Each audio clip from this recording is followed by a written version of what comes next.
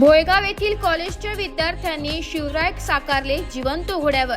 चांदवड तालुक्यातील भोयगाव येथील नेमिनाथ कॉलेजमधील विद्यार्थी किरण केदारे यांनी छत्रपती शिवाजी महाराज यांच्या 395व्या जयंतीनिमित्त भोयगाव येथील शेतकरी जगन गलांटे यांचा शिवा नावाच्या घोड्यावर ॲक्रिलिक रंगाचा वापर करत छत्रपती शिवरायांची प्रतिकृती अवघ्या 5 तासात रेखाटून छत्रपती शिवाजी महाराज यांना अनोख्या पद्धतीने अभिवादन केले। या घटनेचा आढावा घेतलाय आपले प्रतिनिधी देविदास जाधव यांनी। बाईट किरण केदार भोयगाव। जागर जनस्थानसाठी प्रतिनिधी देविदास जाधव भोयगाव।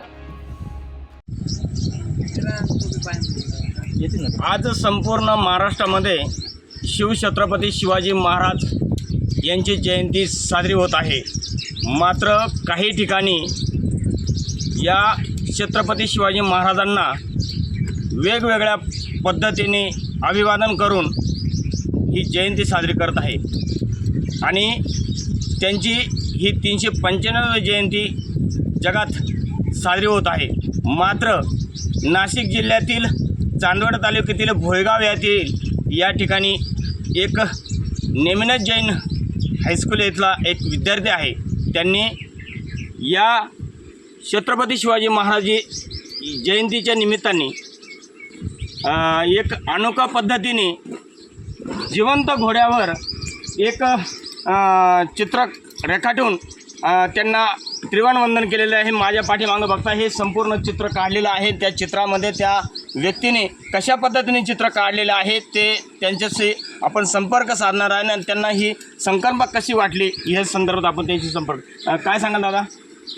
मी किरण केदारे, नाशिक जिल्ह्यातील भोयगाव चांदवड तालुक्यातील इथे असतो।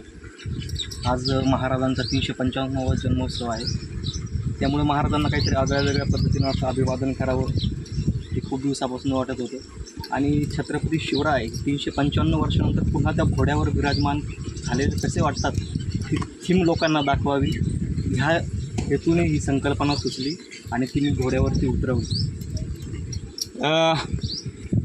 इसवी सन काही काळापूर्वी छत्रपती शिवाजी महाराज हे घोड्यावर स्वार होऊन हे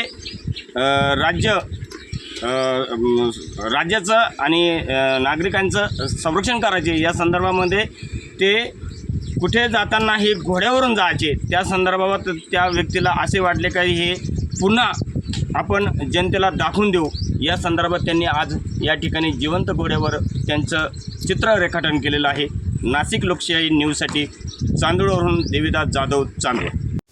नाशिक लोकशाही न्यूजसाठी प्रतिनिधी देविदास जाधव, भोयगाव।